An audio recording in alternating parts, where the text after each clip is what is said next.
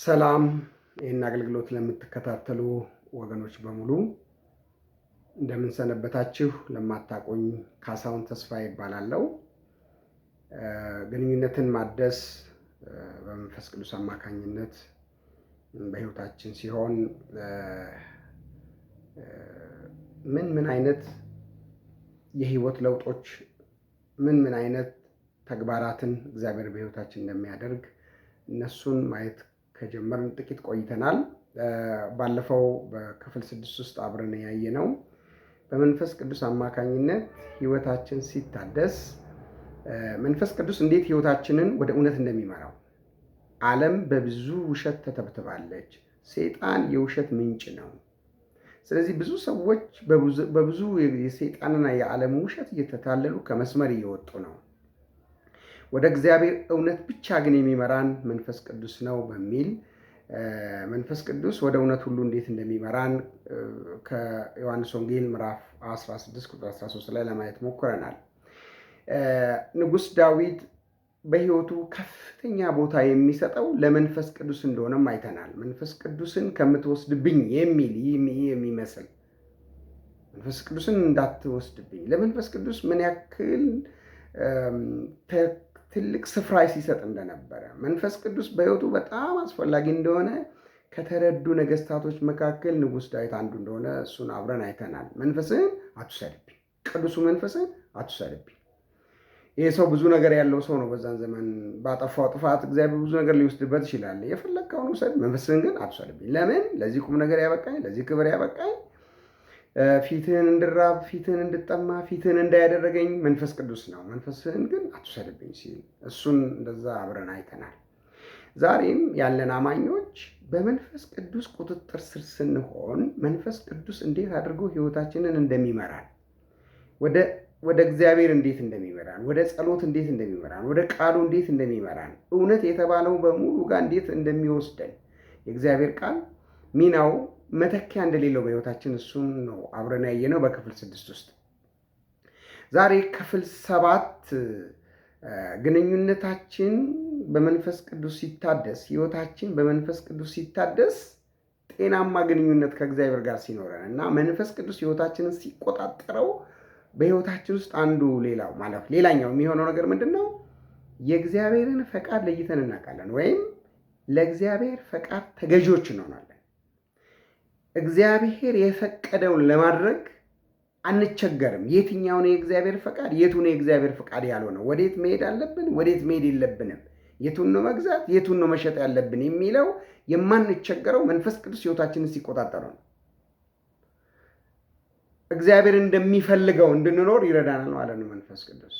እስኪ እሱን ቃል ከማየታችን በፊት አጭር ጸሎት አብረን እናድርግ። እግዚአብሔር አምላካችን ሆይ ሳምንቱን ሙሉ ከኛ ጋር ስለነበር፣ ከክፉ ሁሉ ስለጠበቅከን እናመሰግናለን።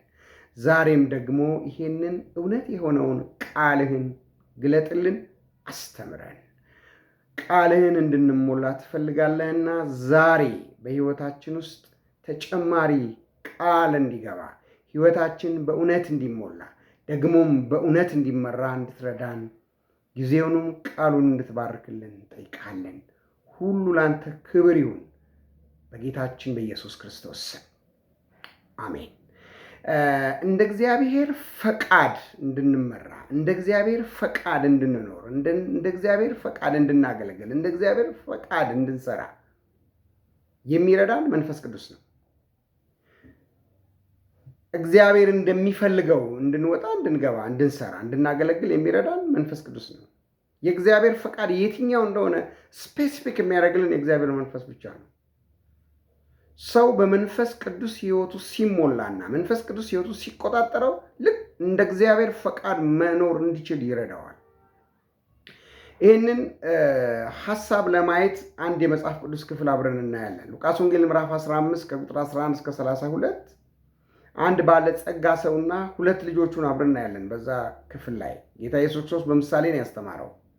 በዛን ዘመን ተሻጋሪ ስለሆነ ይሄ ቃል ዛሬም በህይወታችን ላይ በደንብ ይሰራል። 2 ልጆች ነበሩት ያ ባለጸጋ ሰው። አንደኛው ልጅ በነፃነት መኖር ስለፈለገ ሁልጊዜ ለአባቱ መታዘዝ ስለሰለቸው ያለህን ሀብት አካፍለኝና ከዚህ ቤት ወጥቼ በነፃነት መኖር እፈልጋለሁ ብሎ የአባቱን ሀብት ተካፍሎ ወጣ ከቤት። አባትየውም ጥያቄውን እንደ ጥያቄው መለሰለት። እያዘነም ቢሆን ልጁን አሰናበተው፣ ሀብቱን አካፍሎት። በደስታ በተድላ በአባቱ ቤት ይኖር የነበረ ልጅ ሀብቱን ተካፍሎ ወጣ። ለአባቱ መታዘዝ ያልፈለገ፣ እንደ አባቱ ፈቃድ መኖር ያልፈለገ፣ እንደ አባቱ ፈቃድ መልበስ፣ እንደ አባቱ ፈቃድ መብላት፣ እንደ አባቱ ፈቃድ መጠጣት፣ እንደ አባቱ ፈቃድ ማገልገል የሰለቸው ልጅ የአባቱን ሀብት ተካፍሎ እንደፈለገ ሊረጭ ሀብቱን ይዞ ወጣ። እንደ አባቱ ፈቃድ እንደ አባቱ ፍላጎት መኖር ያልፈለገው ልጅ ይዞ ከወጣ በኋላ ሩቅ አገር ይዞት ሄደ። ሀብቱን ንብረቱን ወደ ገንዘብ ቀይሮ ወደ ሩቅ አገር ሄደ ነው የሚለው። እዛ አካባቢ እንኳን መሆን አልፈለገም። ቤተሰብ ብቻ ሳይሆን ጎረቤትም እንዳይቆጣጠረው። ለምን እዚህ ጋር ትጠጣለህ? ለምን እዚህ ትውላለህ? ለምን በዚህ ትወጣለህ? ለምን በዚህ ትገባለህ? እንዳይለው፣ አባቱን በቅርብ እንዳያገኘው ሩቅ ሄደ። ራሱን ሊመራ እንደ ፈቃዱ ሊኖር እንደፈለገ ሊኖር። ነገር ግን እሱም ባከነ፣ በእጁም የነበረው ገንዘብ ባከነ። መጽሐፍ ቅዱስ እንደዛ ነው የሚለው። ልጁም ባከነ፣ በእጁም ያለው ገንዘብ ባከነ፣ ከእጁ ላይ ጠፋ። በአባቱ ቤት እንደ ልጅ ሲኖር የነበረ፣ በደስታ ሲኖር የነበረ፣ በተድላ ሲኖር የነበረ፣ ከዚህ የተሻለ ደስታ ከዚህ የተሻለ ነፃነት ያለ የመሰለው ከአባቱ ፈቃድና ከአባቱ ትእዛዝ ውጭ መኖር የፈለገው ልጅ እሱም ባከነ፣ ሀብቱም ባከነ። ወደ አንድ ሰው ቤት ሄደ። የእሪያ ጠባቂ ያደረገው። ይሄ ሰው በአባቱ ቤት በዛ ነፃነት፣ በዛ ተድላ፣ በዛ ደስታ ሲኖር የነበረው ከአሳማ ጋር ከእሪያ ጋር መዋል ጀመረ። እሪያ የሚበላው ምግብ ማማር ሊያምረው ጀመር። እሪያ የሚበላው ምግብ ማጣት ጀመረ። ይሄ ልጅ ተጸጸተ፣ አዘነ። በአባቴ ቤት እኮ ያሉ ባሪያዎቹ እንኳን ልጆቹ ባሪያዎቹ እኮ ተርፏቸው የሚኖሩት፣ እኔ ግን እዚህ እራባለሁ፣ እኔ ግን እዚህ ጨንቃለሁ፣ እኔ ግን እዚህ ታረዛለሁ። ስለዚህ ወደ አባቴ ቤት እመለሳለሁ አለ። ወደ ልቡ ተመልሶ እውነተኛ ንስሐ ገብቶ እንደዚህ ነው ያለው። ከልቡ መሆኑን እንደ ልጅም ባይሆን በአባቴ ቤት እንደ ባሪያ ይኖርለታለሁ አለ። እንደ ልጅ እየታዘዘ መኖር እምቢ ያለው ልጅ አሁን ግን እንደ ባሪያ እኖራለሁ አለ። ባሪያ ሆኜ እኖራለሁ፣ እንደ ባሪያ እገዛለታለሁ። እንደ ባሪያ ለጌታው እንደሚገዛ፣ ባሪያው ያለው ጌታው ፈቃድ እንደማይወጣ እንደማይገባ፣ እንደማይበላ እንደማይጠጣ እንደ ልጅ ሳይሆን እንደ ባሪያ እኖራለሁ አለ። በአባት ቤት እንደ ልጅ ሳይሆን እንደ ባሪያ መኖር ይሻላል አለ። እንደ ባሪያ ታዞ፣ እንደ ባሪያ ተገዝቶ፣ እንደ ባሪያ ለጌታ ፈቃድ መኖር ይሻላል አለ። ከልቡ ስለሆነ የተጸጸተው፣ ከልቡ ስለሆነ የተመለሰው፣ አባትየው በደስታ ተቀበለው። የተሻለ ልብስ አልብሱት። ለምን? እንኳን እንደ ልጅ እንደ ባሪያ ሊታዘዝ መጥቷል። እንደ ባሪያ በአባቱ ፈቃድ ሊኖር ሊወጣ ሊገባ መጥተዋል። ለእጁ ቀለበት አድርጉለት፣ ለጫማውም ለእግሩም ጫማ አድርጉለት አለ። አባትየው በጣም ደስ አለው። ለምን? ከልቡ ነው የተጸጸተው፣ ከልቡ ነው ንስሐ የገባው። አሁን ለመታዘዝ ነው የመጣው። አሁን እንደ አባቱ ፈቃድ ለመኖር ነው የመጣው። አሁን ባሪያ ለመሆን ነው የመጣው። በእርግጥ አባትየው እንደ ባሪያ አልተቀበለው፣ እንደ ልጅ ነው የተቀበለው። ለምን? ልጁ እንደ ባሪያም ሊሆን ነው የፈለገው። አሁን እንደ ልጅ አይደለም። ተጸጽቷል፣ ተመልሷል፣ ተስተካክሏል ልጄ። ስለዚህ እንደ ባሪያ ሊሆን ሊታዘዘኝ፣ እንደ ፈቃድ ሊኖር ልጄ መጥቷልና የተሻለ ነገር እንዴት አባትየው እንደተቀበለው ተመልከቱ ወገኖቼ። እኛም ዛሬ በእግዚአብሔር ቤት የምንኖር ከዚህ የምንማረው ምንድን ነው? በእግዚአብሔር ቤት ውስጥ ስንኖር እግዚአብሔር ሁሉን ያለው አምላክ ነው።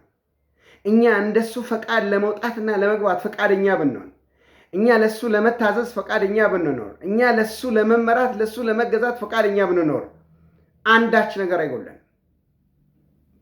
በተድላ በደስታ ለመኖር እንደ እግዚአብሔር ፈቃድና ሐሳብ ለመውጣትና ለመግባት ፈቃደኛ መሆን መቻል አለብን። ለሱ ለመታዘዝ፣ ለሱ ለመገዛት፣ ለሱ ባሪያ ለመሆን፣ በሱ መንፈስ ለመመራት፣ በሱ መንፈስ እንደሱ መንፈስ ፈቃድ ለመውጣትና ለመግባት ፈቃደኛ መሆን አለብን። ሕይወታችንን እግዚአብሔር እንዲገዛው፣ በሕይወታችን ላይ እግዚአብሔር እንዲያዝ፣ እንደ ፈቃዱ ለመውጣት፣ ለመግባት፣ ለመብላት፣ ለመጠጣት፣ ለመልበስ፣ ወዴት ልሂድ፣ እንዴት ልሂድ፣ ምን ልግዛ፣ የቱን ልግዛ ብለን ለመጠየቅ ፈቃደኛ ስንሆን መንፈስ ቅዱስ በሕይወታችን ላይ ትልቅ መሪ ይሆናል፣ ገዢ ይሆናል። ስለዚህ በሕይወታችን ዘመን ሁሉ መንፈስ ቅዱስ ሕይወታችንን ሲቆጣጠረው እንደ እግዚአብሔር ፈቃድ እንድንወጣ፣ እንድንገባ፣ እንድንበላ፣ እንድንጠጣ፣ እንድንለብስ ያደርገናል። ያ ደግሞ በሕይወታችን ውስጥ ትልቅ ሰላምና ደስታን ያመጣል። እንደዚህ ልጅ እንደ ራሳችን ፈቃድና ሐሳብ ለመኖር በነፃነት ለመኖር እግዚአብሔርን እምቢ ብለን ከመባከናችንና በእጃችን ያለው ነገር ከመባከኑ በፊት እንደ እግዚአብሔር ፈቃድ እንድንወጣና እንድንገባ የሚረዳንን መንፈስ ቅዱስን ለመታዘዝ ዝግጁ እንሁን። የሰማነውን ቃል እግዚአብሔር ይባርክልን። በሚቀጥለው ሳምንት በሌላ ርዕስ እስክንገናኝ ድረስ ሰላም ሁኑ። በጥሞና ስላዳመጣችሁኝ አመሰግናለሁ። ተባረኩ። መልካም ሳምንት